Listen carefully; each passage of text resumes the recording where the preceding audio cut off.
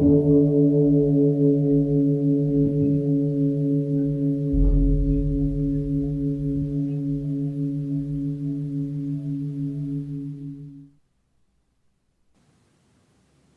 all beings be happy. May all beings be healthy. May all beings be free from harm. May all beings love life. May all beings awaken.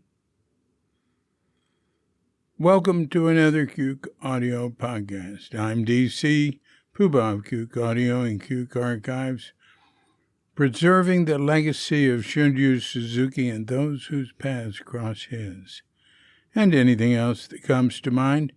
I pray that you and yours are safe and comfortable, free from economic hardship, and able to get out and do whatever it is you want within the limitations of the universal precept of do as little harm as possible. So today we have a guest, Iva Jones. Iva came to Zen Center in 1970. She's going to talk about what got her there, what's happened since. One thing, I might even call her up tomorrow morning and ask her about this. Elizabeth Sawyer told me that Iva had, at some point, had some shamans she studied with. And she didn't mention that. So, and I kept thinking, well, maybe I should ask her about that and add that. But I kept not doing it.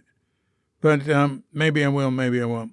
Anyway, so look, we'll give her a call just as soon as we've had our pause to meditate. And, one thing I was thinking about is I have this pause to meditate. It's a little silly, huh? But I think it's so interesting. I sit alone at home, right? And I like doing that. I love sitting with other people. I mean, I've done retreats here. That's really great. But I'm happy sitting alone. But I think it's really interesting that people will go online and sit with other people. So that's why I started the pause to meditate 3 years ago. I thought, oh, well, we can do that too. But we can do it at a time of our choosing. But there's no difference. This probably isn't true. I mean, it's just one way to look at it.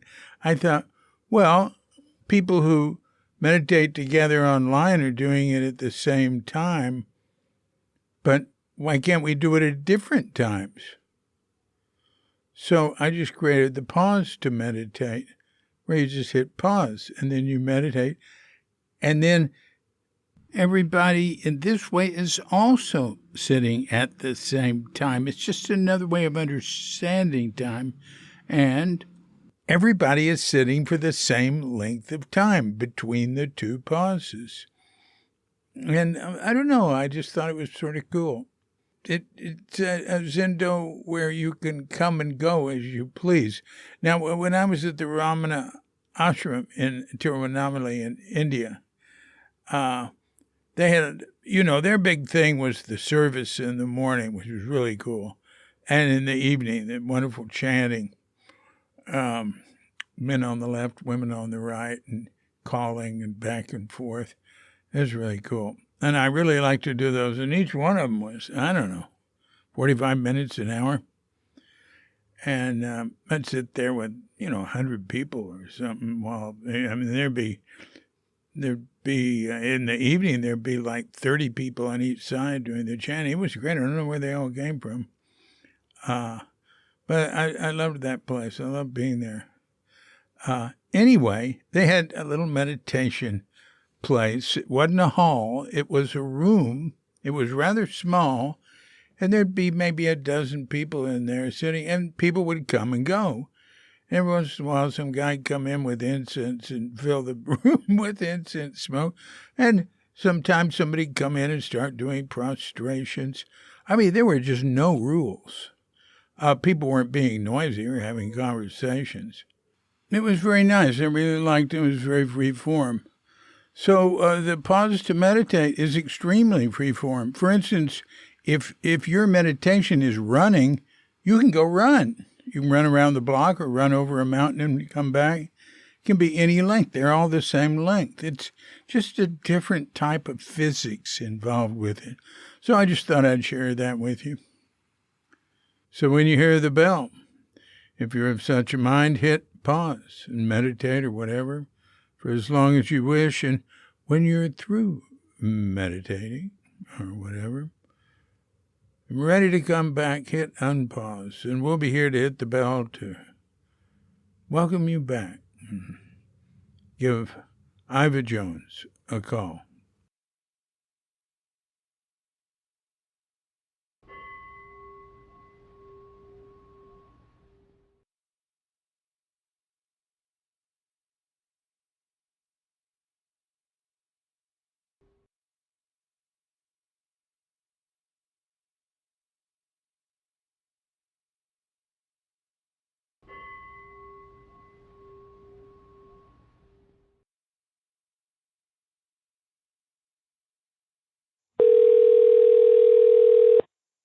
Hello?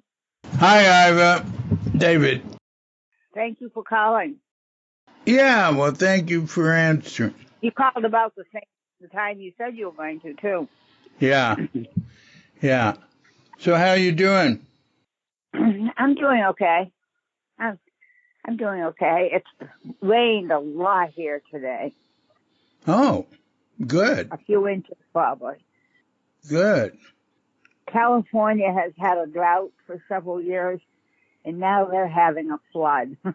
Oh, yeah, I guess it's not good to have too much at once, right? As a matter of fact, I just saw there's, I think in Washington Post, a headline that said there might be some really extreme flooding in California. So good luck. Thanks. Yeah. Thank you. Oh, are you in San Rafael? No, I'm in Healdsburg. Oh, you're way up in Healdsburg. Right. Wow. Yeah. Wow. There was once a time I was in San Rafael, but it was, I've been up here about 20 years. Ah. Aha. So, how do you spend your days? What are you up to? Well, I'm up to being old, basically. It seems as though I I live in a one bedroom apartment. I have some caregivers that come every day but Sunday, and I have a dog who is a small dog. Yeah. She's my second dog, but she's small and she's rather pretty, and as I said, she's my second dog. My first dog was almost the love of my life. I adored that dog. And Yeah. and she's the second dog. And although I adore her, she's not the she's not the love of my life kind of dog. Everybody seems to have one dog or one if they have pets. Yeah. Have one pet that really, really, really opens their heart. And that was the dog before this one. That was Mika. This dog's name is Ginny. So, where are you from? Where were you born? Massachusetts. Yeah. And what year was that? 1944. You know, I can hear the Massachusetts in you a little bit there. Yeah. I didn't get rid of all of it. And I think part of the reason was that I was extremely shy as a child. I mean, extremely shy. And I barely could talk in school without. So I didn't lose the accent because I never really talked much until I was a senior in high school when the floodgates opened, boy, and I just couldn't shut up for the rest of my life. That's great. That's great. Well, how'd you get out to California? Well, let me ask you a different way. What's your, I know you through San Francisco Zen Center. What's your Uh-huh. earliest memory of any inclination of any spiritual thought or wondering what it's all about or whatever? Oh, I think that I actually think I was born with those questions. They go back so far in me. Yeah, I mean, I think the earliest, yeah. I swear they went back until I was 4 or 5 years old, at least, because that's when I started to think about them consciously. And then when I was around 11 or 12, I thought I had had a spiritual experience and I was called by God to do something. I'm not quite sure what. And I don't think I was sure what at the time either, but I was kind of stunned by the experience. I think I was 10 or 11. And my mom seemed to notice something, and she said, have you ever thought of going into the church of a life profession? And I said, oh, Mom, I think I have to do that. So, kids are so dramatic. And A what profession? so some kind of profession that had to do with the church. With what? We were Protestants. Oh, church. I just Church. didn't hear the word church. Yeah, right. Uh-huh. And I said, oh, Mom, I have to do that. And I felt as if, I guess I had this experience like I was sitting on the ground in front of a tree, and I felt like just God had come up and hugged me. And I don't know why it made a big impression on me, but it did. And so that was my first inclination of a sort of spiritual nature. And then when I came to San Francisco, I came because I had broken up this boy I was engaged to broke up with me, and it was during the Vietnam War, and he was drafted into the Vietnam War. He was about my age, and he was also an anthropology major. And he said, I just can't take this. It's too much, I can't have a girlfriend, and I'm not allowed to chew gum in the service or something. And so he broke up with me, and I thought, and my friend Russ just wrote me a letter and said, come on out to California. He said it's a great place to heal. So I ended up in San Francisco, Chinatown, because that's where he lived. Wow. What year was that? 1960. I think it was at the time between 1968 and 1969. Yeah. Like the Christmas season. I think I came out here. Uh-huh. What And, school were you in at the time? Miami University of Oxford, Ohio. I've been there. That's where the training camp was for the long hot summer civil rights. That's what exactly where it was, because I got involved in that. Ah, oh, you did? Yeah, I did. Tell me. Well, I don't remember how I got involved, and that's the absolute truth. I've tried for years to remember how I got involved. But the first thing I remember is being in a car with a few other people who were involved, and we were driving down, not to Selma, which is where I expected to go. We were driving down to Raleigh, North Carolina, and we got there, and the girls and the boys we stayed in a hotel that was run by Black people, and the girls and the boys were separated, of course, because, the times. And then a bomb happened, and the hotel and the room I was staying in was blown up. No kidding. Wow. No, that really happened. But I didn't know, I almost didn't know why. I was so naive that I didn't understand what the problem was. But I decided we didn't leave because of that. And I decided to participate in a lunch counter sit-in. I remember that. The other thing that I remember about that trip, and I was 18, I think, or I was a freshman in college. Uh-huh. What college? Miami. Right. Miami. In Oxford, Ohio. Right. Let's see.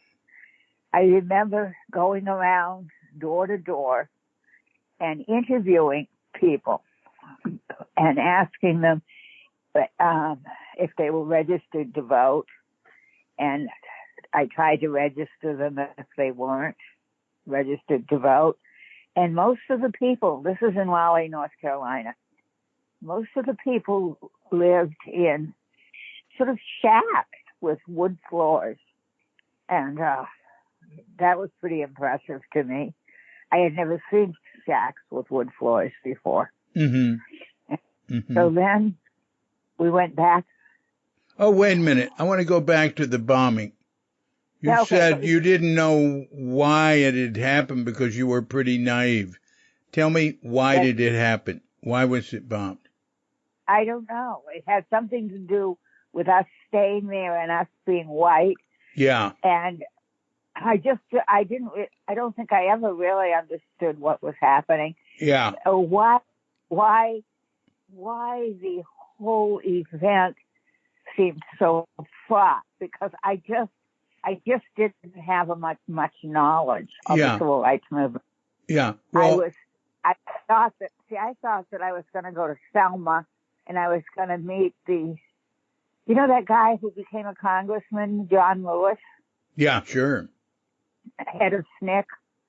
I think he was head of SNCC. No, anyway, I don't think John Lewis was head of SNCC. What year are you talking about?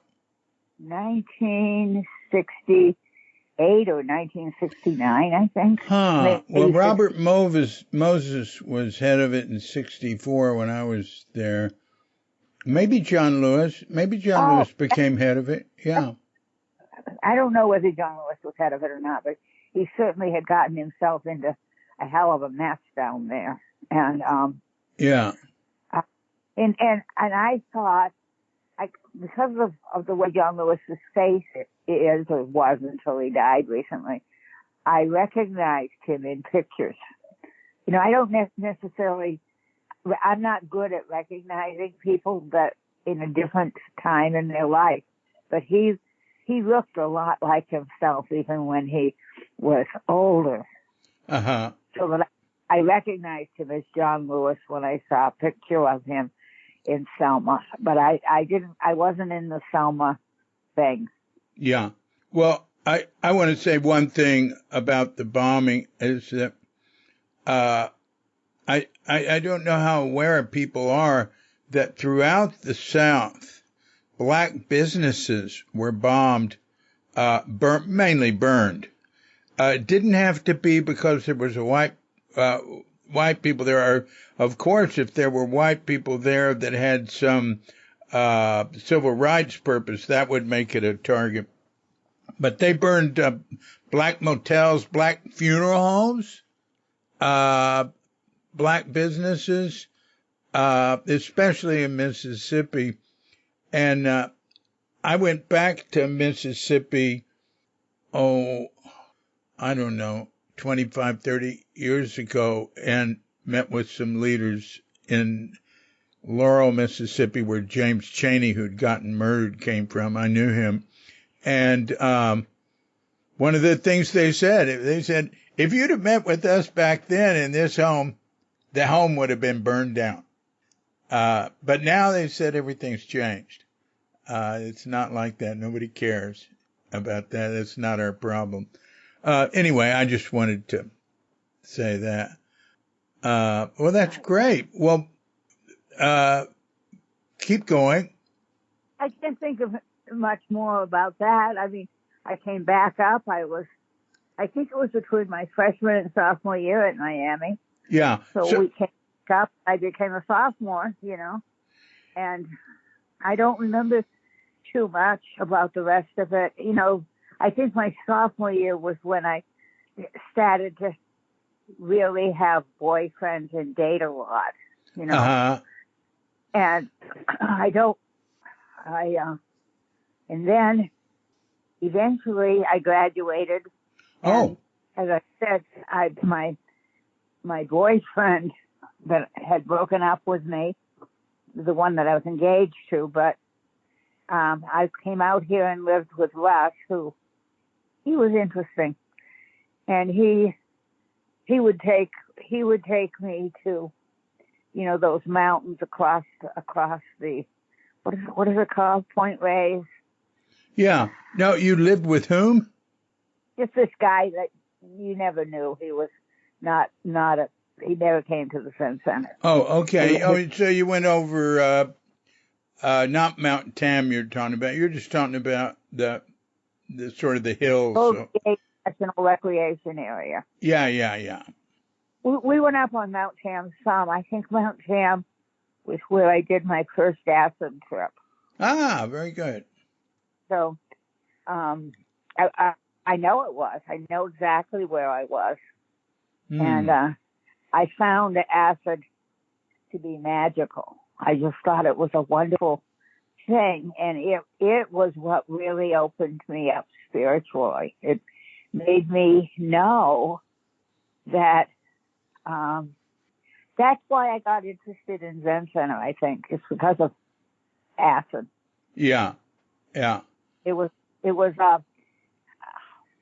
I had very deep spiritual experiences from acid. I didn't take it a lot. I think I took it at the most 10 times.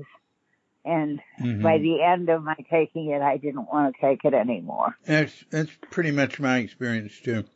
Yeah. So, how did you get to the Zen Center? Okay, I was living, as I told you, I was living in Chinatown. Yeah. And this woman that was a friend of my boyfriend, Russ's, I don't remember the woman's name. She was kind of petite and brown hair, and I don't know, but she started to explain about the Zen Center, that it was on Bush Street, and she was explaining how there was sort of a community on Bush Street. They didn't exactly all live together, and that but there was this Jewish temple. She was trying to explain to me about Sokoji. Yeah. And I heard her, and I tucked it away in my brain as something I wanted to do. Yeah. But I didn't do it right away. I can't remember why, but I didn't. It was probably another year before. Oh, yeah, I remember now. I got involved in the Yogananda Self-Realization Foundation, SRF. Right, SRF. I got involved in that, and I did meditation. Every week, I think, I got a lesson in the mail from them.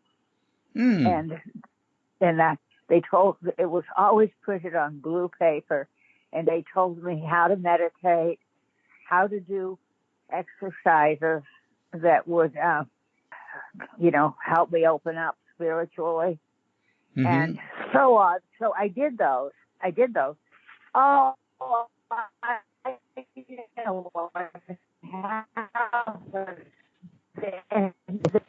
was living in Forest Stolen. Iva, we had a little blip there. So I ended up back. Would you would you go back to where you Yeah. were? It became unintelligible just for a minute. Go back to the point where you were doing the SRF Yogananda practices. Right. Also, what did you think of it? Did you appreciate them or what? Oh, yeah. I thought they were wonderful. Yeah, yeah. And what happened was that one day I wandered in to this. This is in Forestville. I wandered into this little tiny shop. It was called the Primal Sound, and I kind of knew the husband and wife who owned it, and he started to tell me about Yogananda, and then he gave me a copy of Yogananda's book, which I don't remember the name of. But when I read Autobiography of Yogi, isn't it? that's what it was, Autobiography of a Yogi. And when I read it, it just blew my mind. I was just so impressed with that book. And I wanted to finish it so I could start taking the lessons which I told you came in the mail once a week on blue paper. And let's see, the next thing I remember about the Yogananda thing is I was up in a tree and I had my arms around a branch and I was hanging from the branch. And something happened about Yogananda then. I don't remember what it was. But anyway, I ended up going back to the city, but in the city I couldn't find a group to meditate with, and that I didn't want to do it alone anymore. I wanted some company. So that's how I ended up at the Zen Center. I was living over, not far from the Zen Center, over on Guerrero Street, but near the top of Guerrero Street. So it was only about 3 blocks from Zen Center.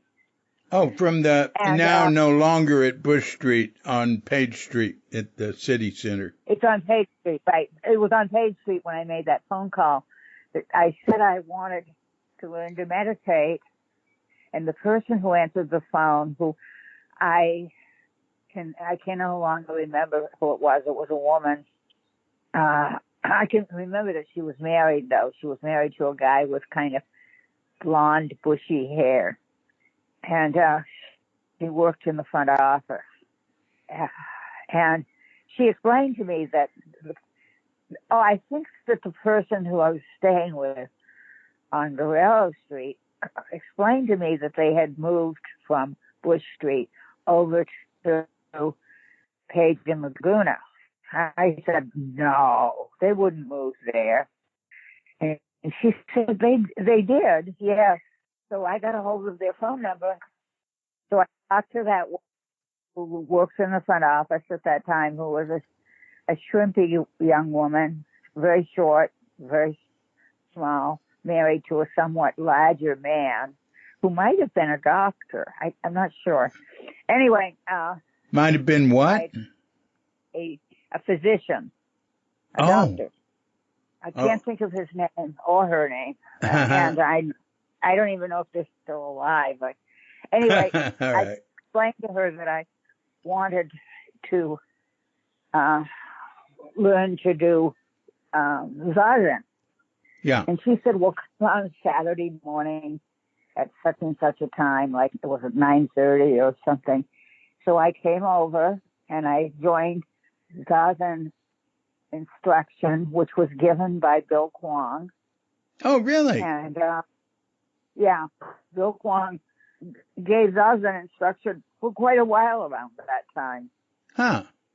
And I think that I went to the same first Zazen instruction that Linda Ruth Copps went to. Oh.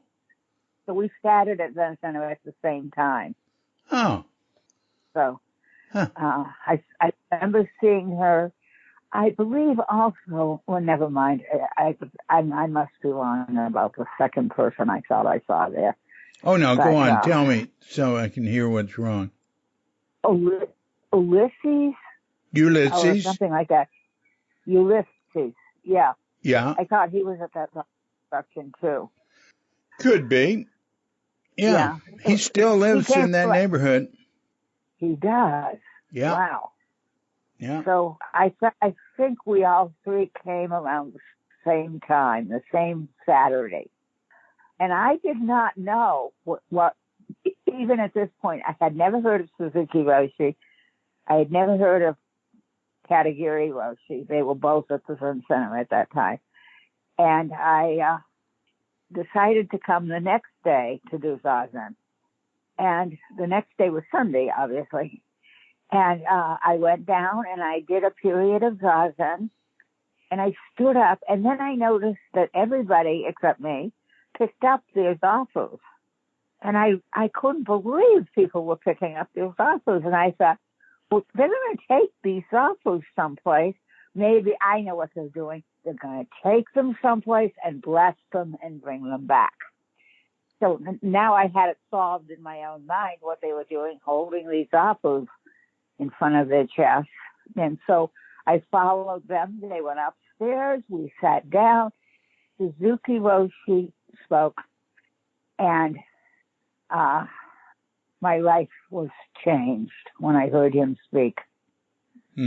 I thought he was the most amazing person I had ever heard utter a word of English, So those tiny little feet of his, those tiny hands and that crooked finger.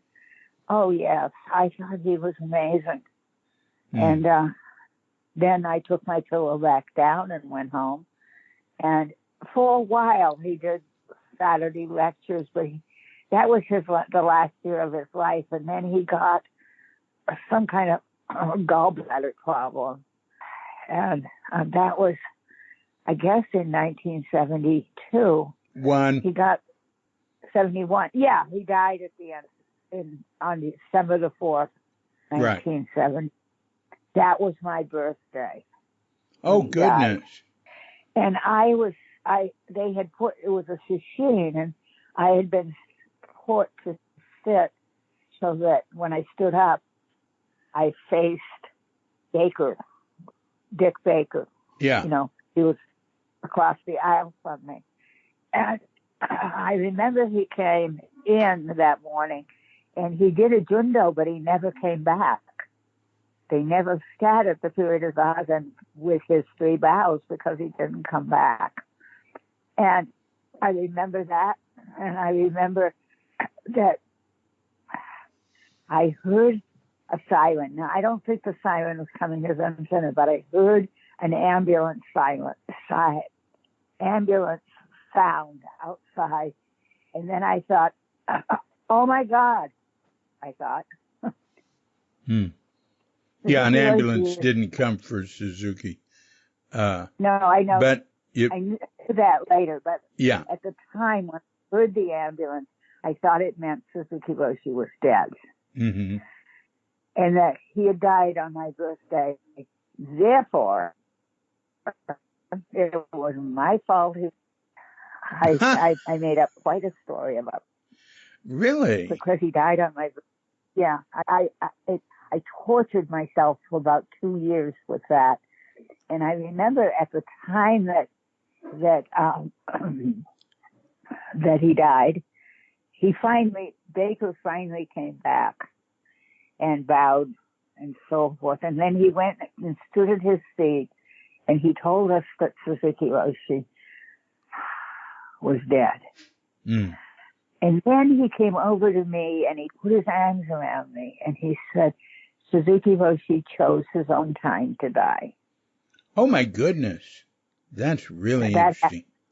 That's what happened that morning for me. And then...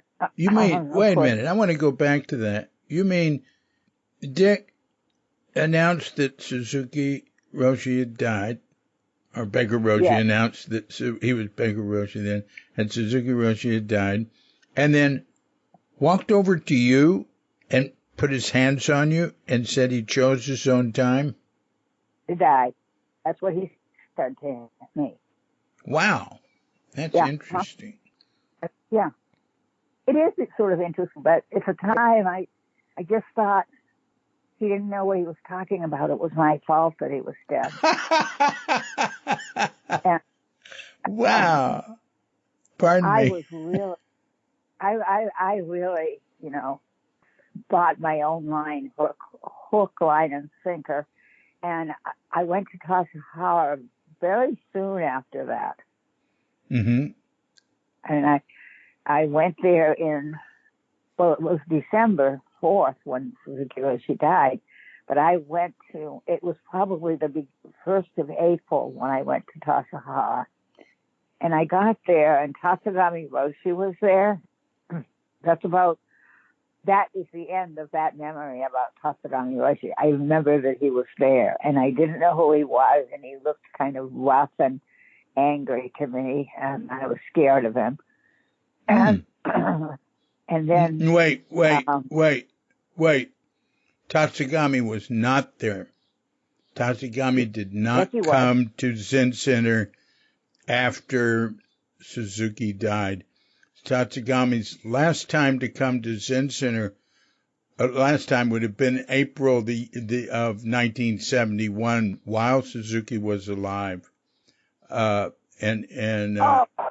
that was the first time I went to Tasahara. Then I got the order wrong because Tatsugami Roshi was definitely at Tasahara when I went. But you didn't do the practice period with him. No, I did not. So you arrived at the end of the practice period, and he hadn't left yet. Right. And that would be more like probably April 15th. Okay, I arrived. He was there. I stayed for a few weeks. Isan was there, and he was walking all over the place with a bandana handkerchief hanging out of his back pocket, sniffing all the time, and he worked in the kitchen. Ah. I don't remember who the Tenzo was. Mm-hmm. I just don't.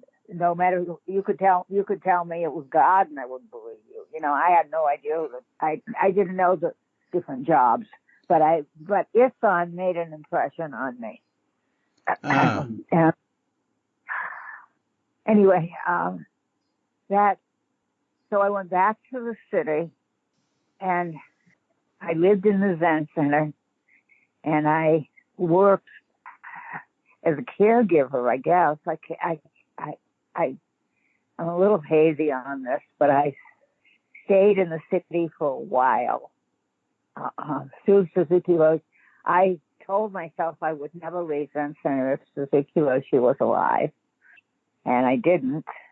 But I didn't leave the Zen Center for years. Yeah.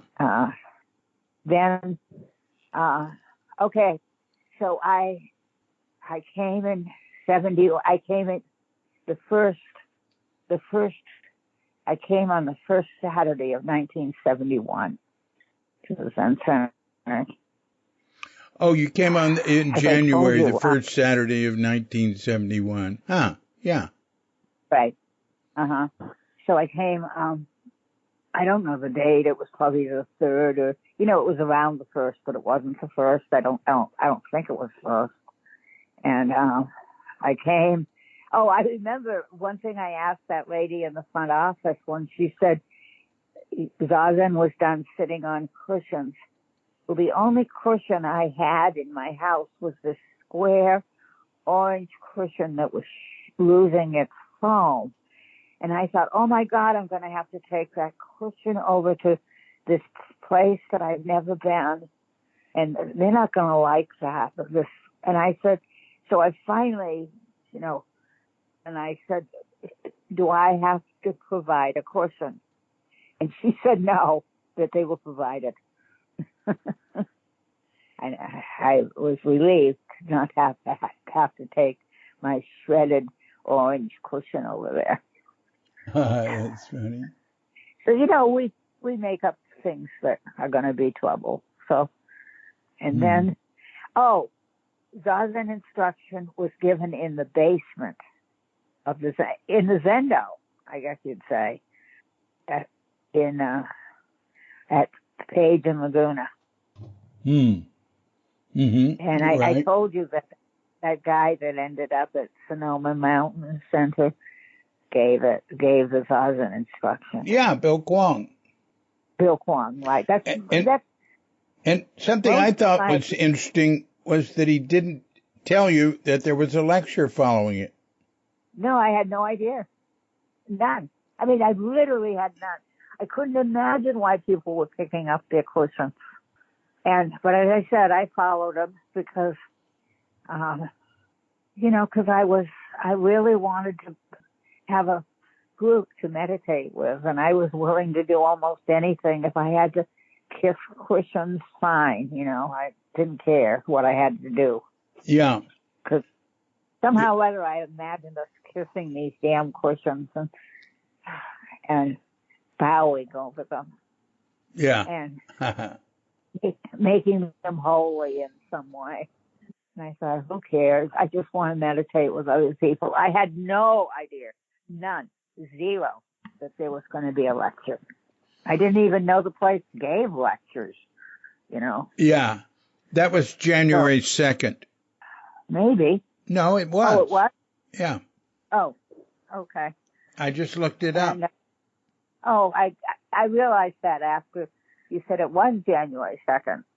Yeah. But anyway, whenever it was, Suzuki Roshi spoke, and it seemed to me, in one of the first lectures I went to, maybe not that one, he started to talk about being sick. And he started to talk about how the leaders sometimes left their students behind, and all the other people started crying. And I felt this fear, but I don't think I cried. I felt this fear that this person who I thought was amazing was not going to be there very long, because that's what he said.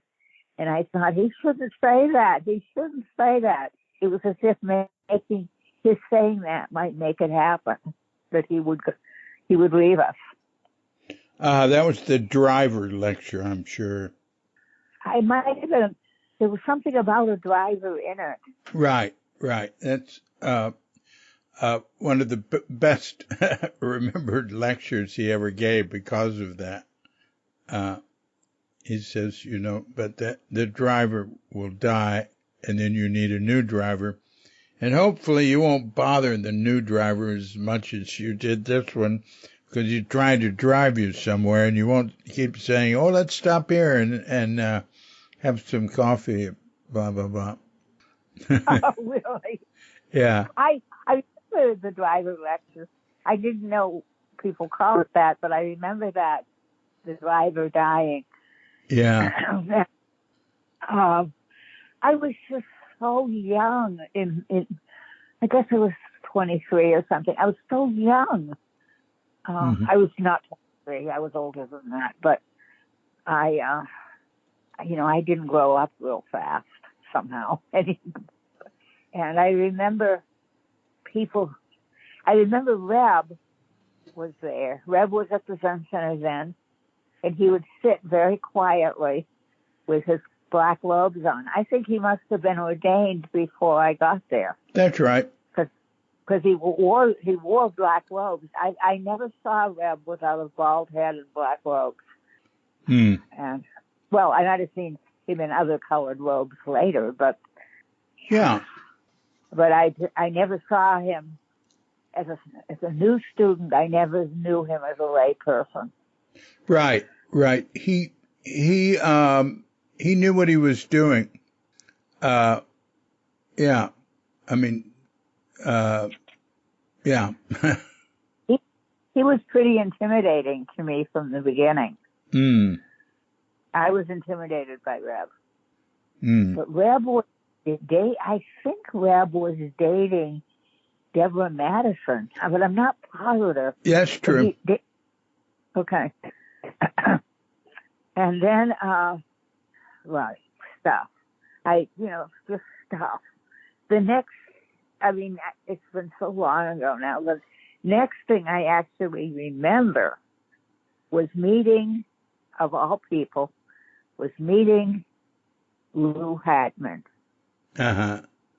And I met Lou Hatman out on the street in front of the Zen Center, and he had on the ugliest suit I have ever seen.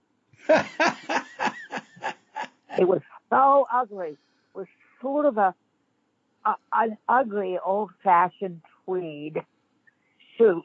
And he saw me on the street. I saw him, too. I mean, the street wasn't particularly full at that moment.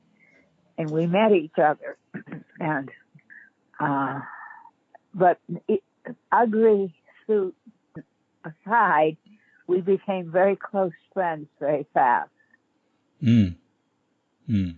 And I didn't become friends with Blanche until years had gone by, but I became friends with Lou that year. Ah. I'm not sure I met Blanche right away, and I don't know what he was doing at the Zen Center because he still lived in Berkeley. Oh, yeah. Yeah. But I remember meeting him. Meeting him for me was a very significant event, especially because we became very close friends. And then I think, I don't know when you were ordained, and I don't know who ordained you, but I'm almost positive I went to your ordination. Yeah, that was, now Suzuki ordained Ed Brown, me, Lou Richmond, and Angie Runyon right before he died, but he couldn't attend the ordination, so Katagiri did it for him. Okay, oh, that's what happened. Angie Runyon was ordained with you. Yeah. You said Lou Richmond. Right. You, Angie Runyon, and who was the fourth person? Ed Brown. Ed Brown. You were all ordained together. I remember you specifically all these years later. But I remember thinking that Angie Runyon was kind of like this perfect person. Oh. And I don't think she was exactly, but, you know, that's what I remembered at the time. That I think she spent a lot of time sewing robes or something. Yeah, that sounds right. I mean, we all had to sew our robes. Some of us had help. I had a great deal of help. But I sewed my Roxu, but I had a lot of help with the Okesa. Yeah, there was a lot of robe sewing going on back then, mainly at Roxu sewing. Yeah, okay. The little bib we wore. I know the first Rockasuits that were sewn were a lot smaller. They made them they made them a couple inches bigger as time went on. That's true. The 1970 was the first Roxu sewing, and it was led by Joshin-san. No, by Yoshida, and we called her Yoshida Roshi. And those were smaller, and I did that one, and that was my lay Roxu. The priest Roxu I got in 71 was bigger. Yeah. And Suzuki did kanji on the lay one, but he was dying, and Katagiri did it on the priest one. Oh, they did. Okay. Yeah. So you were the first Rockasuits that were written on by Katagiri, I guess. Well, yeah, that's probably true. That's probably true. I never thought of that. I had a boyfriend in college who was from Korea, and I think he had a shaved head. But anyway, Katagiri Roshi reminded me very much of that boyfriend from Korea. He probably wouldn't like to know that because I think most Japanese people don't like Koreans. But boy, did he remind me of that boyfriend. He would do the same thing. My boyfriend would reach up and he would take a hold of his scalp and he would kind of push it together with both hands on either side of his head. He'd push his scalp together under his hands. And he'd say, "I have many agonies," he would say. My boyfriend would say that. And he would say it, I think, because he had his dad had died and was buried or whatever they do in Korea, in North Korea. But he and his mother and his younger sister went to South Korea, and he couldn't go back to North Korea and take care of his father's grave. My boyfriend. Yeah. He just couldn't go back and do that. And to him, that was the most horrible thing that he could think of, was not taking care of your father's grave. He just was miserable about that. And I think his spiritual belief was Confucian. That's if that interesting. Makes any sense. Yeah. I think he was Confucian, and he just suffered so much. And then I fell in love with him. This Korean boy. I fell in love with him, and I wanted to go back to Korea with him. And he said, "You can't go back to Korea with me. You just can't." And I said, "Well, why not?" And he said, you have no idea what it would be like to be a daughter-in-law in Korea." He said, "It's hell." He said, you don't want to be a daughter-in-law in Korea. Yeah. And so that was that. Yeah. Funny that I remembered that. I haven't remembered about him for years. So this boyfriend, but I really fell in love with him. And when he was getting ready to go back to Korea without me, I became very angry. And somebody said to him, "Why is Iva so angry with you?" And he said, "Because I'm leaving." And I thought, oh, he's so wise to know that. Like, how obvious can you get before you get wise,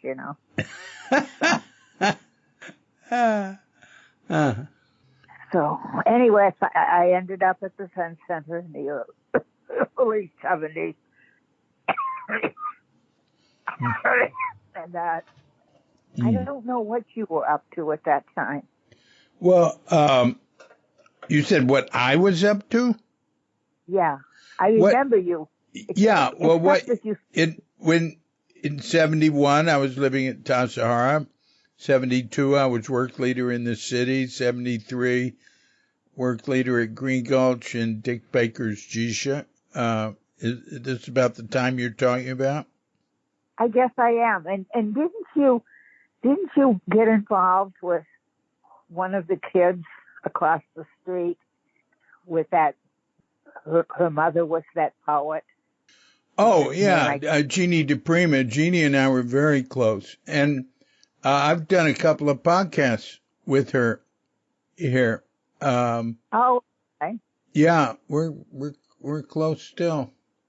Really? Yeah. Yeah, she's living up in Idaho. I did 4 hours of, I think, I divided it into 2 podcasts with her. Okay. Yeah. And she's really doing well. She's really blossomed. She had a lot of trouble through the years. But, boy, she has evolved really nicely. Oh, that's nice. Yeah. That's nice to hear. Yeah, she had a really rough childhood, some of it. Well, I think that Diane was probably not the easiest mother to have. Yeah, but I said a rough childhood, but a fantastic one at the same time. And and she's very forgiving for some of the questionable parts, and she's very appreciative of the blessings of all the good stuff. She's really got a good sense of that. A lot of people grab on to negative stuff in the past. I mean, that's the normal thing to do. You and I were talking about it yesterday, how a lot of people feel after their experience at Zen Center feel like like they weren't appreciated. Yeah, we did talk about that yesterday. Yeah. You have anything to say about it today? Not really. Let's see. I didn't feel appreciated. There was an experience. I had an experience at the Zen Center, which was in every way you could think of was a trivial experience, but it's like it never left my mind. I'll tell you about it. Yeah, I don't think I told you yesterday. There were a number of us, and we were standing out in front of 310 Page Street, not 300 Page Street, in front of the baker's house. And Dick Baker was one of the people. Matt Alexander was one of the people. Who? I was Who? one of the people. Matt, M-A-R-K, Mark Alexander. Oh, yeah. And who else? Okay. I don't remember. I remember those 3 or 4 people. I think that Dick Baker's wife, Virginia Baker, was there. Yeah. And Mark and who else? Me. Yeah. And I don't know who else. Oh, I no okay. longer remember who else. But there was a bunch of people standing there. And Dick Baker said, Michael Sawyer can see the rings of Saturn. And I thought, for what? I can see the rings of Saturn. So I said, everybody can see the rings of Saturn. I said, I didn't see the rings of Saturn. And he looked at me and he glared at me. And he sort of said, you cannot see the rings of Saturn. I mean, how did he know? I could see them, you know. My eyesight was very good. I could see the rings of Saturn. So then I don't know what Mark Alexander said, but I asked him a question and he did not answer it. And I said to Mark Alexander, I don't know what his job at the Zen Center was at that time, but he said, I said, Mac, why do you hold on to information like you do? You know, why do you do that? And he said, because information is power. Uh-huh. I was shocked. I don't know why, but the combination of Dick Baker saying that I could not see the rings of Saturn and Matt Alexander saying that he held on to information because information was power. And I saw that as information over Iva is power. Uh-huh. And I was shocked by it. I don't know why, but that shock lasted for years with me. That's very interesting because Mark Alexander is not that type of person. He's never been on a power trip. That's very interesting. You know what I mean? Mark was always, to me, very fair and a fairly humble person who didn't lord it over others in any way. But, you know, maybe the combination of him being there with Baker, who did have a more imperial relationship to people sometimes, but also could be very intimate, like when he went up to you and said he chose his own time to die. And your story also points out how we grab hold of things and, you know, don't let go of them and interpret them. And Well, I sure did that. There's no doubt about it. I grabbed that, and I did not let go of it. Not for years. That's very interesting. Well, I guess it I mean, represented to you how you felt about your position in the Zen Center world, or something. yeah, I think it. Yeah. The Zen Center world, to me, excluded me, or not exactly excluded me, scapegoated me. I felt scapegoated at the Zen Center. Well, now, scapegoat means that you got blamed for doing something that somebody else did. Well, I felt that I was not exactly blamed for doing stuff that other people did, but I felt as if of the Bull Center kind of accrued on me. I was seen as a sort of the family jerk, something like that. Oh. Zen Center felt like a big dysfunctional family to me, and that I was at the bottom of the heap. Oh. That's how. Yeah. I do talk to people I just talked to another person recently who, after their years at Zen Center, toward the end, they felt like they were sort of pushed out and told unkind things a couple of times that really stuck with them. And this was a person who was very capable and very upright person. And I talked to another person recently who was driven out after 25 years of doing a lot of really important stuff. I mean, the institution has institutional reasons that are sort of beyond individuals for doing things.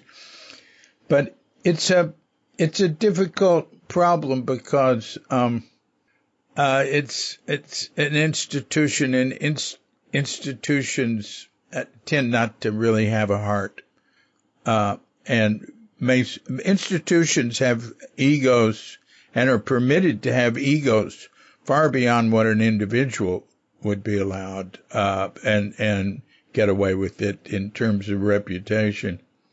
And I was just talking to, I just did a podcast talk with a woman who was involved with Sogyal Rinpoche's community in Europe for many years, and he was very abusive to people around him at times, but he had something set up within the Sangha to keep touch with Sangha members and be able to help them when they had a problem. And that's all. The Zen Center's been weak with that. Who was good at that was Richard Baker. But anyway, it's a problem. Alive? It's a problem. Is Richard Baker still alive? Yeah, it's going strong. He's going to be 88 in next month, and he's teaching and still traveling, and he does feel like he's winding down. But he's I mainly think of him in Germany, but he goes to Colorado a lot too. But he's 10 years older than me, and I don't want to travel and do stuff as much as he. I like to be near home and just walk. And yeah, he's pretty impressive. Yeah, he could be thoughtless, but he could be thoughtful. He specifically, people who'd given money to Zen Center and ran into hard times, he said we should be able to give them back, like I think it was 2/3 rule, 2/3 of what they gave, and things like that. But that was the imperial period, and then it moved into more of the power struggle period, and then the bureaucratic period. Yeah. Okay. Which I helped. I did my bit to help create the bureaucratic period to downplay the importance of the abbots. and make them multiple abbots with term limits. I was very involved with the board that created that. Huh? I said, oh, you were still at the Zen Center that late. I was on the board. I came back and living there 85, 6, and 7. And I was on the board 6 and 7. And, yeah, that was that's the main thing I remember of that period. But since then, I have been more an alumni, I see. Okay. So how long were you at the Zen Center, living there or being fully involved with it or whatever? I would say 14, maybe 14 years. And then I went away and I went to England. After I came back from England, I went back to the Zen Center. And the reason that I went back was because I wanted to let go of my anger at the Zen Center. And I decided that the only possibility of my letting go of that anger was to go back to the Zen Center. And I went back to the Zen Center and I spent another year and a half at Tassajara. What year? Do you remember there was an incident, and I was at Tassajara when it happened, and I can't remember what year it was, but it was the year that the whole thing about Bill Lane. I don't remember what Bill Lane did, but he did something that got everybody. Yeah, he was staying with me, and right. He was very, he was coming. I was living in Sebastopol. You remember that house? You were there, and Bill Lane would come there, and I was involved with him at that time. So that would have been around that would have been in the late 1990s, or even I think it was even more around 2000. I don't think I was. Well, anyway, I was at Tassajara when that happened, and at that time I was kind of friends with Bill Lane. I don't remember why I was kind of friends with him. He stood up for me sometimes. What happened? Oh, I can't remember why he stood up for me, but he stood up for me about having Zen Center in health insurance when I was at Tassajara. Oh, good for him. See, well, he was still the treasurer of Zen Center at that time. He had been treasurer many years. So good for him. Yeah, he stood up for me. And the person who was the manager, or whatever they called it, the person that was the manager, it isn't the right word, but manager of what? Of Tassajara, of Zen Center? Yeah. Director Tassajara. of Tassajara. And the director was a woman who ended up leaving and going, I think, to Texas at some point.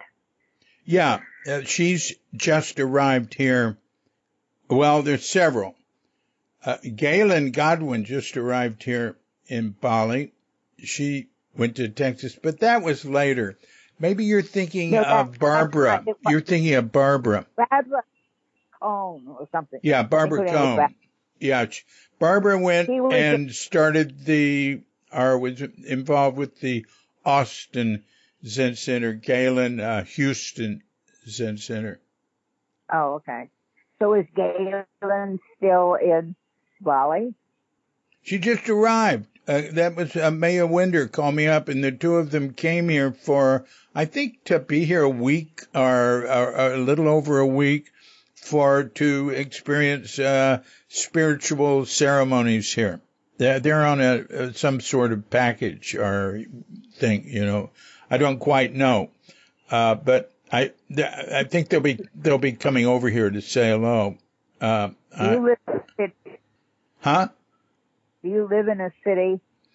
We live on the edge of Denpasar, the big city in Bali, in Sanur, which is like a beach town, but and it's on the edge of what I call the tourist expat south, but it's on the edge of it, and it's a little quieter and funkier than the more famous parts. Okay. The reason I asked isn't because I don't know beans about Bali, but because when I was talking to you yesterday, I heard cars once or twice. You heard what? Automobiles. Yeah, well, we live on like an alley off a street, so we call them gongs. So you heard, let's see, when I was talking to you, I think you heard a car coming up to, we do have cars on the motor, maybe more, many more motor scooters than cars. Maybe the motor scooter. I thought I heard, I Yeah. thought, well, I guess he lives in a city because I'm hearing city noises. That's what I thought. I didn't ask at the time. Yeah. And I've known you've been in Bali for quite a while. It's been years and years, hasn't it? Yeah, this is our 10th year. Wow. Yeah. Wow. So, look, okay. You said you left Zen Center after 14 years. Now, if you came in 71, that would have been 85. Okay. I was gone for a while in 83. In 1983, and it just so happened that it coincided with that whole blow up about Dick Baker and his affair with Anna Hawken. Is that what was her name? This pretty lady? Yeah. I think it was Anna Hawken. Yeah. Well, okay. He had a weekend affair. Okay, well, anyway, whatever he did, the whole Zen Center thing blew up. I already had a ticket. I was going to go to Germany and join a peace walk. Oh, cool. Run by some Quakers. In fact, Batten Stone had been at the same peace walk, but several years earlier. I saw pictures of Batten while I was there. Batten and his wife, whose name I forget. Mm-hmm. That and anyway, I wanted to go on that peace. Well, I wanted to go on that peace walk, something fierce.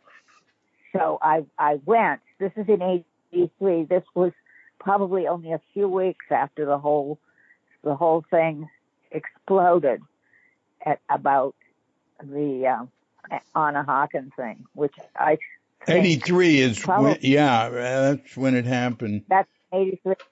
So I went in '83. I left in late April, or I left in April of '83. I went to Germany. I joined the Peace Walk. It was even more dysfunctional than Zen Center. And I eventually left that Peace Walk and went to Edinburgh, or maybe I went to Glasgow first. I went to Glasgow. I joined a peace walk that was up there and walked for about 3 weeks, and then I broke my ankle, something like that. Oh. And so I came back to the Zen Center, and I think they were a little bit surprised to see me, but I don't know. I figured I belonged to the Zen Center, So I went back to the Zen Center with a broken ankle, which healed pretty quickly. And then I stayed at the Zen Center for another year or two. Are you talking about Page Street? No. Yes, but that's not that wasn't all I did, because I spent part of that time at Tassajara. Yeah. And then but I don't think if I spent any time at all at Greencoat, I've forgotten it. And then eventually I left the Zen Center again, and I went and lived in Berkeley. And I did not have a good time in Berkeley. Oh. I loved Berkeley. I mean, I really loved Berkeley, but I just personally did not have a good time in Berkeley. I was mugged. I was this. I was that. And eventually I left Berkeley. But I went back to the Zen Center, and it was because of Blanche that I went back. Blanche basically did a rescue of me and brought me back to the Zen Center. And this was sometime in the early 90s, I think. So Blanche rescued me, took me to the Zen Center, and after a few weeks or months, I applied to do a summer at Tassajara, which I did. And after that summer, I stayed and I did 3 practice periods and another summer. Is that right? Wow. I really did want to I wanted to let Zen Center go, and I couldn't do it away from Zen Center. I had to let go of Zen Center being there. I mean, I don't remember a lot about it. This woman and her 2 kids and her husband lived at Jamesburg.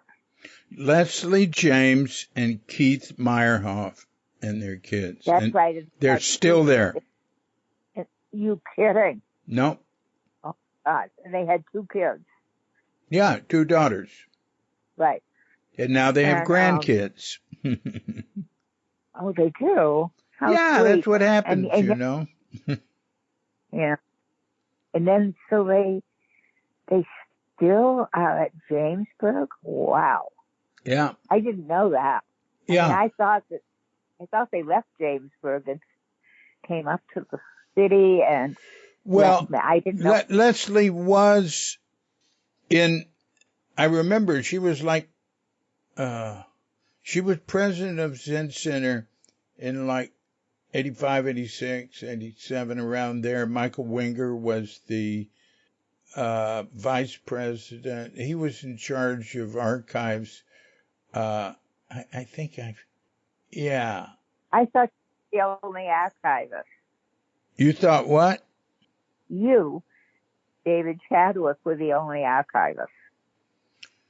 Well, no, but I'm independent. I don't work for Zen Center.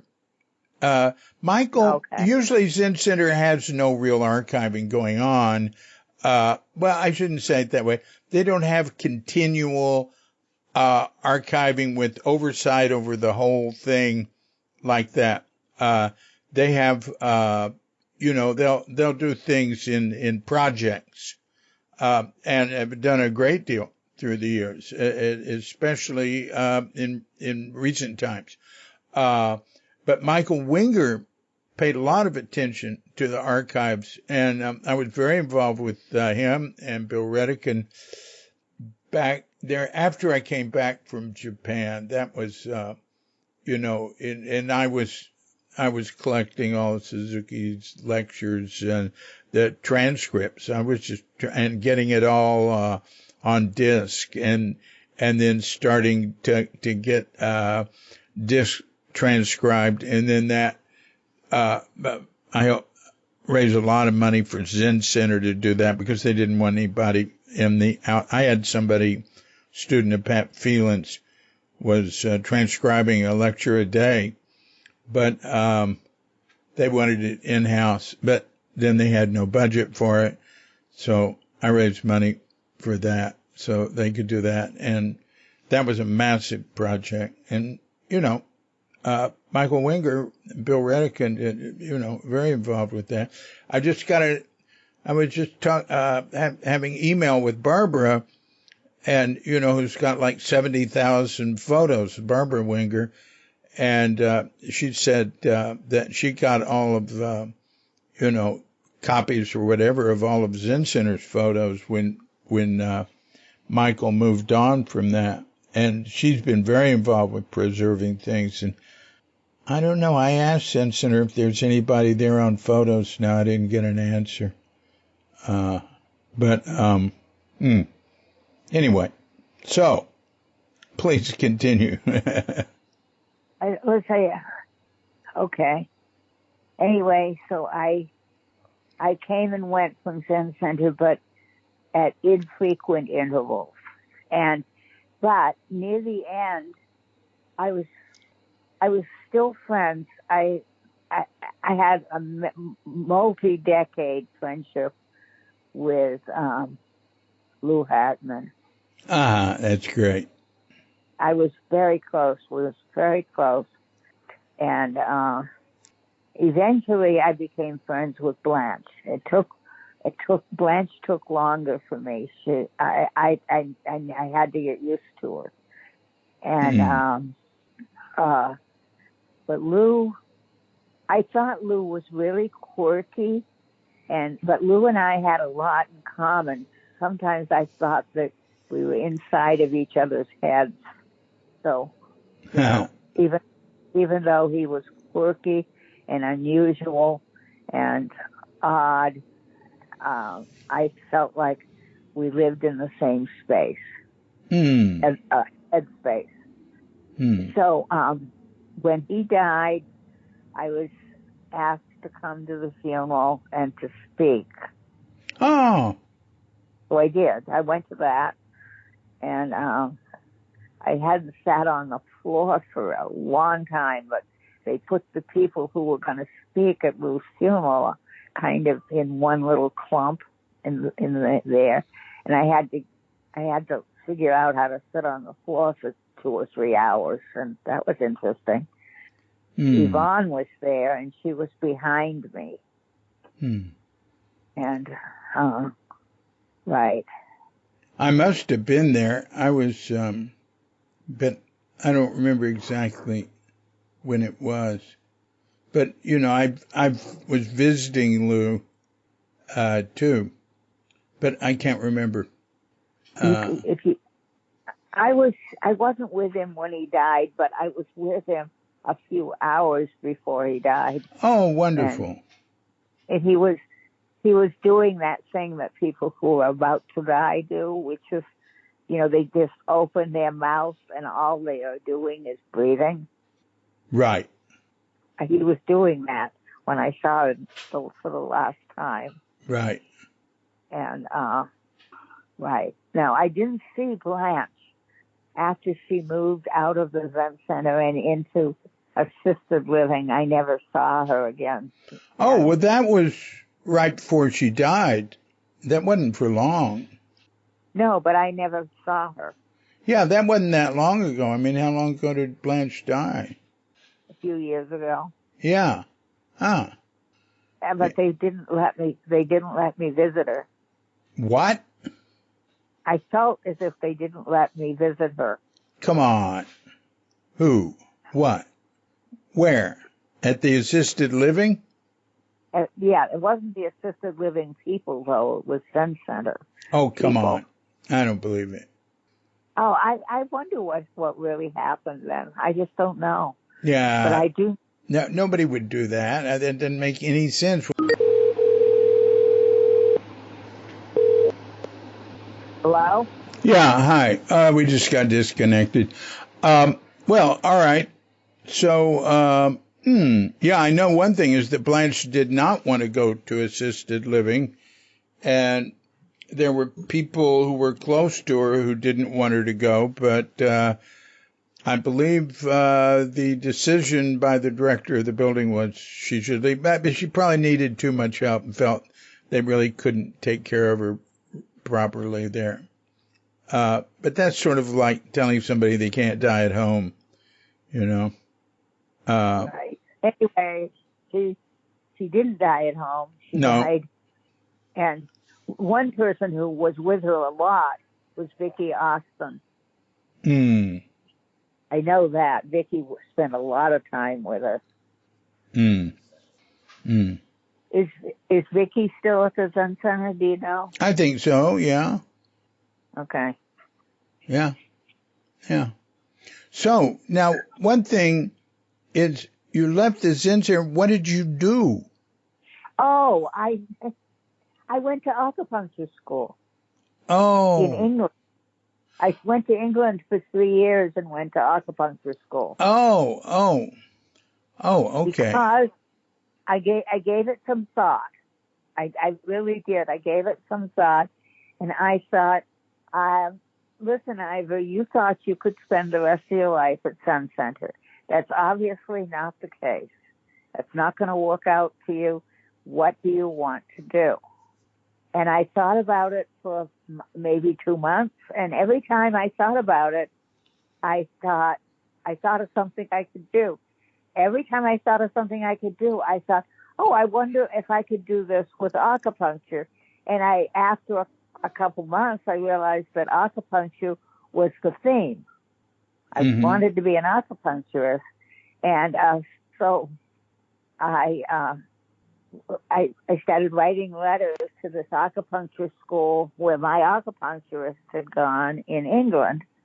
And I ended up going there, and it took 3 years to graduate. And then I came back to this country. Whew, I don't remember, but when I came back, I went to Boston because I was in love with, he was never in love with me, but he liked me okay, I guess. I was in love with, damned if I can think of his name, John Bale. Oh, yeah. I was besotted with him for something like 14 years. And, I lived with him in Boston for, I guess, a year, but he was never in love with me. I was in love with him. So that was a kind of, he wasn't in love with me, but I think he sort of loved me as if I was his sister or something. Yeah. Well, that's nice. What? I said, that's nice. Yeah, John's a very thoughtful person. Yeah, he was a thoughtful person. And he has a group there. In Boston, right? I mean, in Somerville or something. Yeah, right. Yeah. And so I lived in Boston for a while. I lived in Cambridge for a while. That's when I was with John. I mean, not exactly with John, but yeah, I lived in the same apartment with him for a year. And after his girlfriend died of cancer. Oh. And then, oh yeah. What's her name? I can't remember, but she was from Wyoming. Right. I can tell you that. Right. Yeah, that was sad. Oh gosh. All right. Oh, he was devastated by her death. And then I moved to Plymouth, Massachusetts, where I lived for a year. I had a year. I signed a year's lease on an apartment in Plymouth, and first year as a licensed acupuncturist. My first year I lived in Plymouth, and then I got a letter from the college I had gone to in England, and they said, if you want to go back to California, you should go now. And boy, did I want to go back to California. I picked up everything.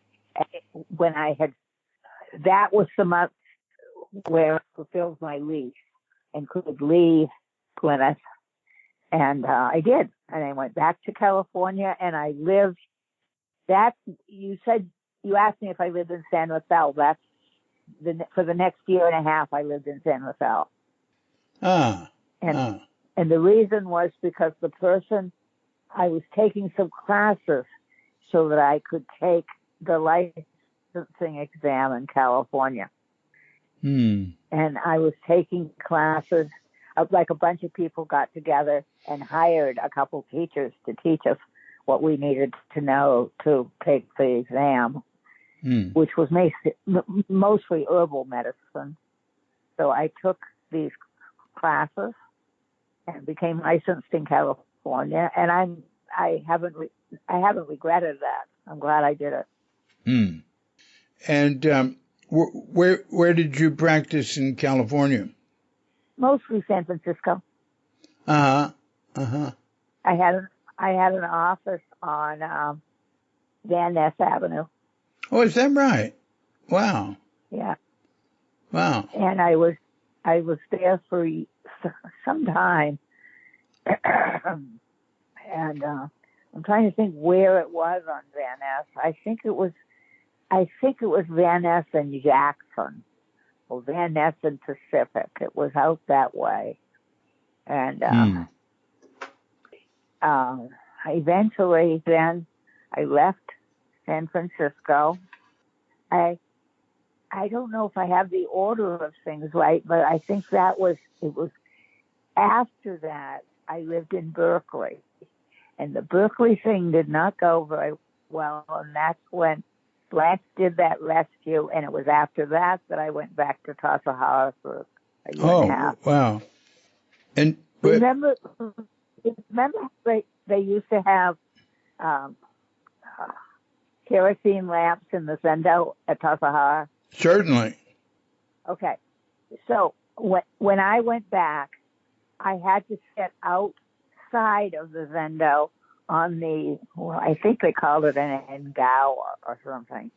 I had to sit outside because I was allergic to kerosene. I understand. I became allergic to kerosene from living at Tassara and then in Japan. Yeah, they don't have it anymore, thank God. No, well, when I was there, I wanted to stay for the practice period, and that's when they decided to put up kind of lamps that had low wattage bulbs in them, but they covered them in something that had that soft light that we associate with kerosene lamps. Yeah. And that's the person who decided to do that and to get me into the Zendo was Barbara Cohn. Is that what you said her name? Yeah. It was she who did that, and she did it basically for me so that I could stay for the practice period. Yeah. Yeah. I used to complain, when I'd come back to wash dishes in the summer for 10 days during the guest season, I'd complain, I'd lobby to get rid of the outdoor kerosene lamps. I said, look, you're creating like a sort of air pollution around Tassara. It's very subtle, but it's there. And you can do it with solar now. You can do it with the ones that get solar themselves. And eventually that was all taken care of, which to me is very good. Right. That's good. I think now Tasahara, for me, Tasahara felt like my home. It felt like I loved Tasahara, and I still do, I think. Yeah. Yeah. Yeah, me too. Me too. One thing though, as when you go back, if there's nobody there, you can really feel, I'm talking to other people, like a stranger, a very early student. There's no respect for the elders.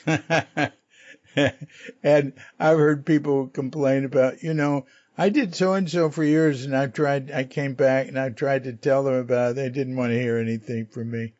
That's all right. That doesn't bother me. But I have lobbied Zen Center some to try to have I have a thing on Q.com called the Zen Illuminati. And, I'd write letters to the elders committee about being aware of older students, especially when they're sick or ill or alone or whatever. That I could never get any interest. Board members would only think of it in terms of raising money. But that sort of thing, I think, is necessary for an institution. But Zen Center, it's like a school. It's had so many people pass through it. I mean, where do you draw the line? I sympathize with them. Zen Center is a place, ideally, where we learn to take refuge in Buddha, Dharma, and Sangha. But we really can't take refuge in Zen Center. Not unless you are there full time for a long time, and then you've got to be one of the people they don't get rid of. Because people do get moved out, and they have to. They have to do that. I'm both sympathetic with the institution and with people that have a problem with the institution, but that's pretty unavoidable, So, Iva, we've gone on quite some time now. Is there any territory we haven't hit on that you'd like to wax prolific on? Well, I don't think about Zen Center that much anymore. I mean, you must think I do, because Carol got involved in trying to say I should move into that place that they're building. Well, that was just one person thought that. And that person wasn't involved with Zen Center. They thought maybe you could go into the Inso village retirement thing. And like you told me, you have zero interest in that. And I don't have any interest in it at all. Yeah, well, one would have to have if one hadn't been, Inso Village is for people who worked for Zen Center for 20 years, I don't qualify. And if you're not one of those people, then you can, I guess you could pay a hefty amount to live there. But I don't know. But anyway, like you told me yesterday, I have zero interest in moving in there. I don't have any interest in it. I've seen it. The last time I drove by there, well, I didn't know where it was, but people kept saying it was north of Healdsburg. And I thought, okay. So when I saw the building, I suspected that was the building where it was going to be. So I drove in there, and I drove up to the sign, and I read the sign, and it seems as though it isn't even just Zen Center. It's like five or six different groups of some kind. I don't think they're all Buddhist or anything like that. there is something like that. It's got it joined into some bigger program, and I don't understand it either. You know what? Well, I should get Susan O'Connell, who really orchestrated this whole thing, and Susan O'Connell was a very, very effective vice president of Zen Center, and she still is effective within Zen Center. I should talk to her about doing a podcast and explaining about Inso Village and this and that. And she has a very interesting past in the film industry too. I'm hearing about this person for the first time. I don't know anything about this person, Susan O'Connell. Never heard of her before. She's been maybe the most influential person, I don't know, in many ways, one of the most in Zen Center in the, last 10, 20 years. But she's been, as an administrator and when I first saw her ideas for Inso Village, I thought, that's going to be millions of dollars, but, it just kept happening. And that's what I've seen with her, is she's very, very effective. Oh, okay. Yeah. And when she came to Zen Center, good Lord, when? Maybe in the early 80s or something, a guy in Texas, I knew, a very, very wealthy guy from Fort Worth, called me up and said, look, a friend of mine's coming out there. You should meet her and make sure everything's all right or whatever. and Johnny Langdon, and yeah, and she and Johnny were very close. She went and did his she performed the marriage ceremony for his last wife, and she went back and did his funeral when he died, which was I was very sorry about, because he was one of the more interesting people in Fort Worth. Oh, I'm sorry. Yeah, I mean, it's hard when somebody you like dies. yeah. Well, I ran into. Okay, I was walking, and I ran into Mark Alexander's wife, Meg Porter. Meg Porter. I ran into her on the path. She had a dog, and I said, "Oh, I thought I heard that you moved to friend's house because she needed help taking care of Mark, who has Parkinson's." Right. And she says, "No." Right at it was basically at the last minute, but it was also at the beginning of the pandemic, the COVID pandemic. And she said, "No, we're not going to go to friend's house. We're going to move into the Zen Center retirement village." Yeah. And I said, "Oh, well, when is that going to happen?" Because I hadn't heard that they had anything planned, definite. And she said, "Oh, it's going to happen within the next year." This was probably 2 years ago. Uh-huh. I think people may be starting to move in now. Oh, really? Well, Very close. They live. I could walk to their house if I was still sort of functional with walking. I could walk to the house Pardon in me. 10 minutes or 5 minutes, maybe. Yeah. They live pretty close to here. That time I talked to Meg and Mac will sometimes see me at the park, and if he does, he'll just stand and look at me. And it used to take me a while to figure out who it was that was looking at me, because he doesn't look like he did when he was in his 20s, Uh-huh. So, and I'll try, "Are you Mac?" I said that before, Dan. "Are you Mac?" And he said, "Yes." And I said, "Did you recognize me?" And he said, "Yes." I hadn't recognized him.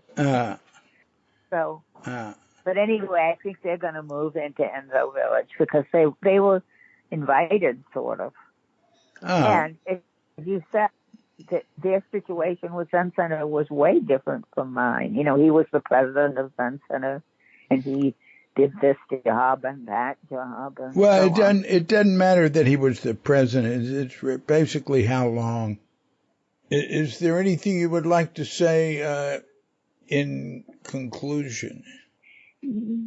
Can't think of anything.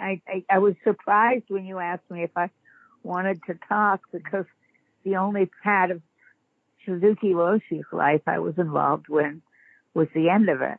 Yeah, but I'm interested in you. I'm interested in people. I'm interested in the people who pass through.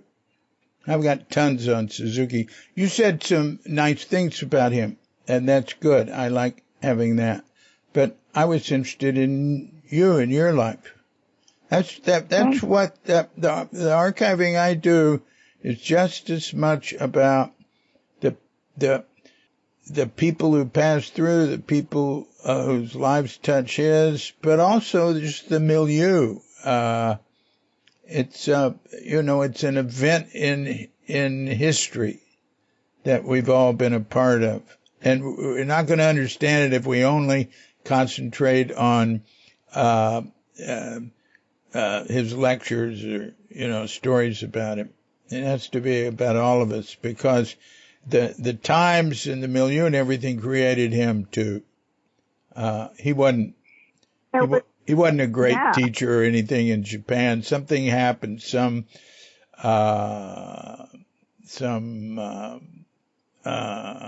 What do you call it when you're making gold out of iron? Alchemy. Yeah, some Alchemy. alchemy happened when he came to America. And in that short period of time, it was just like a burst of something. And there's a tremendous amount. It's a big story, bigger than him. Yeah. So I thought he was amazing. To me, I mean, during those few months that he still functioned after I came to the Zen Center, I thought, I remember what I thought that first time I sat there and listened to his first lecture, and the thought that came into my mind was, this one is real. That's what I thought that's what I thought. Yeah. Yeah. And I didn't know, I almost didn't know what I meant by that. But I knew, I heard myself think it, and I thought, wow, this one is real. And what it meant to me was, this one is a real master, like Yogananda, but this one was alive. Yeah. That's what Hiroshi meant to me. Yeah. And I had no interest in leaving if he was still alive. Yeah, well, you stayed quite a bit, even afterwards. I stayed for 14 years. Yeah. Yeah. Pretty much straightforwardly. And then I was there for about 2 years after that. Yeah. Yeah. Wow. Well, thanks a lot. I say that the main thing that I had about Suzuki Roshi was that this one is real. Yeah. Well, and you're real too, Iva. I know. The person that I had the strongest relationship with actually was Okasan. Oh. What? I was. Yeah. I was very close with Okasan. I had lunch with her probably every week for years. Is that right? And was it just the two of you? Yeah. And she said to me before she went back to Japan, she said, you needed a mother feeling in your life. And she said, I thought I could do that with you. Now that still brings tears to my eyes. That still brings, Okasan still brings tears to my eyes. Because I loved her so much. Yeah, me too. Interestingly enough, I didn't think of her as a mother. For some reason, I thought of her as a grandmother. But, I think it's because my mother was not so fabulous or nice to me. Okasan was unfailingly wonderful to me. The only thing I didn't like about Okasan was that she made me eat those god-awful mushrooms from Japan.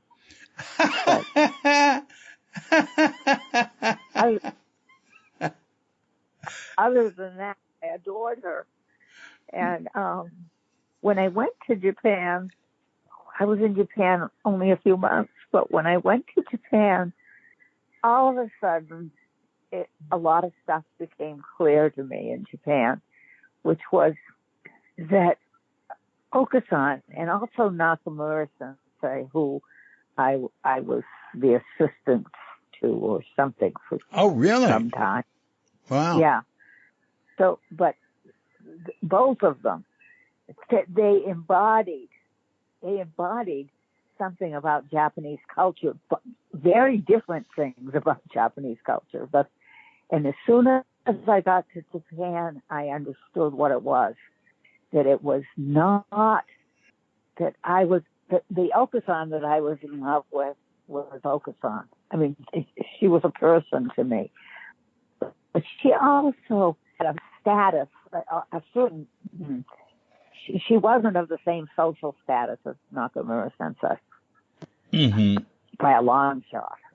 Mm-hmm. And I could see that in Japan. I could see all these people wearing these, blue and white jackets, running around, looking like they just got off of a horse or something. And then Nakamura-san, who seemed so elegant, Yeah. She seemed so elegant.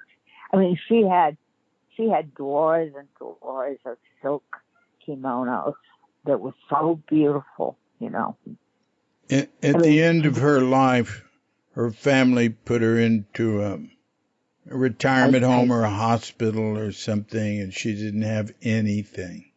She was alone. She didn't have any of her kimonos. It was very sad. The Bakers visited her, and it was just tragic. Whereas Oksan went back and lived with her daughter Harumi in Shizuoka, very near Yaizu, where Suzuki's temple is. Like temple was, yeah. And yeah. And I visited, I've been there several times. I visited her, I guess the year before she died. She was like over 100. And that was wonderful. Yeah, we got involved in that. We all went to the Zen Center on her birthday one year. It was about a year before she died, I think. And we saw a film that somebody had taken of her, and she was mostly looking at these packets that she had of people who had died, her friends who had died. She took all these packets off of the altar and showed them to the camera. And she was close to her own death, right? And then Okasan, and then Yoshi, the woman who was the mother of the people who owned the jazz club called Yoshi's. No, Yoshi is the one who founded the jazz club. Yoshi, the woman? Yes. I didn't know that. But anyway, Yoshi was there because she could speak both Japanese and English, and she translated this filmed stuff for us and transferred what we said back into a film that we were sending to Okasan. And until she almost passed out. I mean, she was elderly, and we finally had to stop doing that because she was so tired and so old. It's so sweet, Yoshi. Well, and yeah. I don't know if you're talking about. I mean, Yoshi started the nightclub. She wasn't. She was doing all right. She was still involved with the nightclub. She married Gengo Akiba, who was the abbot. He was the bishop of Soto Zen in America and had been at Zen Center. Had been a student at Tassajara when he was younger, and they had a Zendo in Oakland, and Katrina and I went over there and visited her. A few years before we came here. She was doing fine.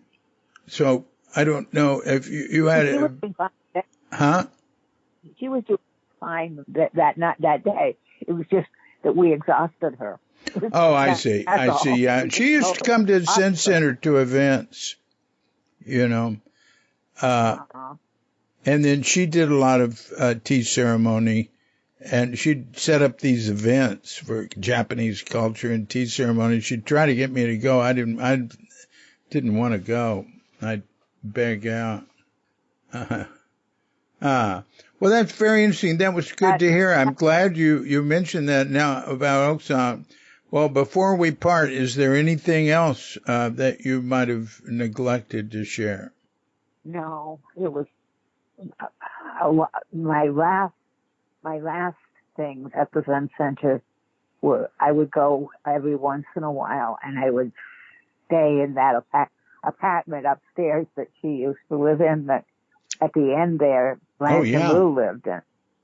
And I Yeah. would go up there. They would give me a futon, and I would sleep in the living room of that apartment, you know. Yeah.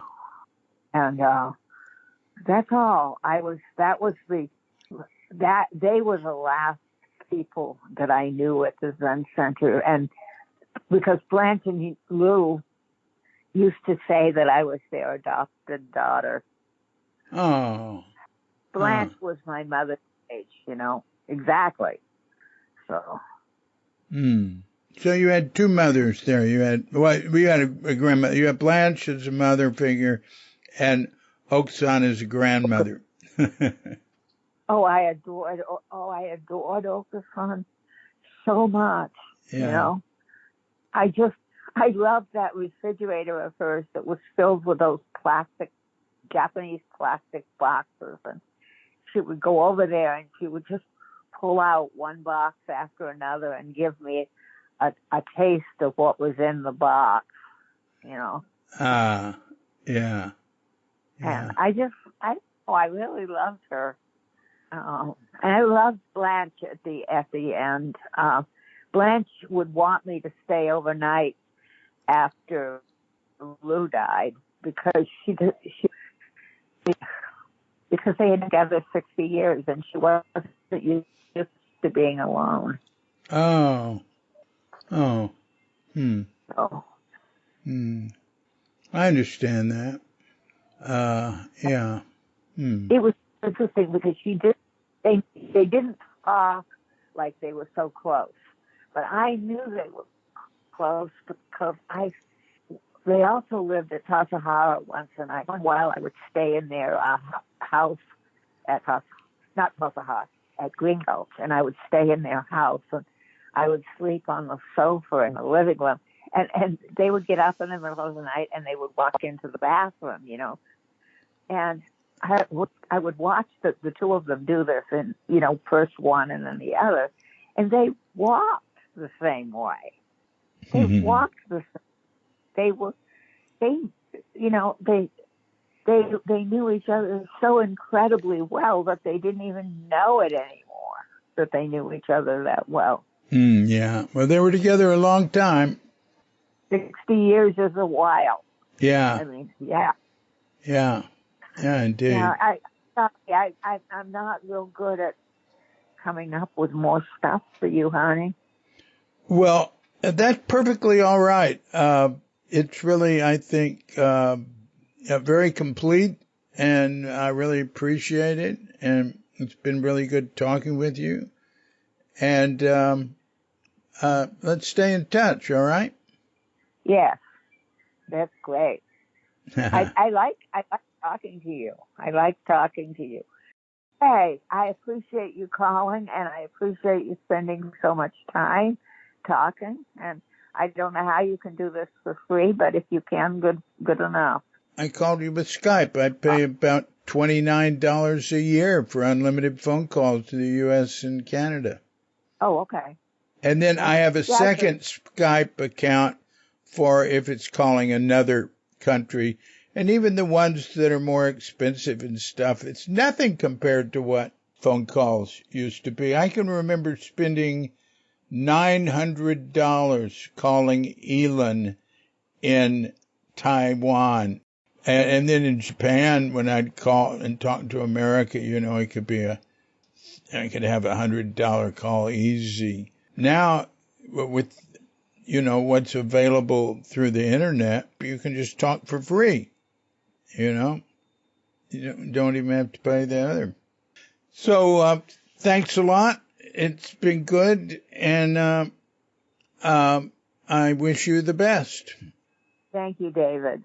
It's been lovely talking to you. It's been good talking to you. I'm very pleased. Yeah. You take care. You take care too, and so we can say goodbye. All right. Bye-bye. Bye-bye. So thank you very much, Iva. I appreciate it, Iva Jones. Yeah, you live in a nice place, Healdsburg.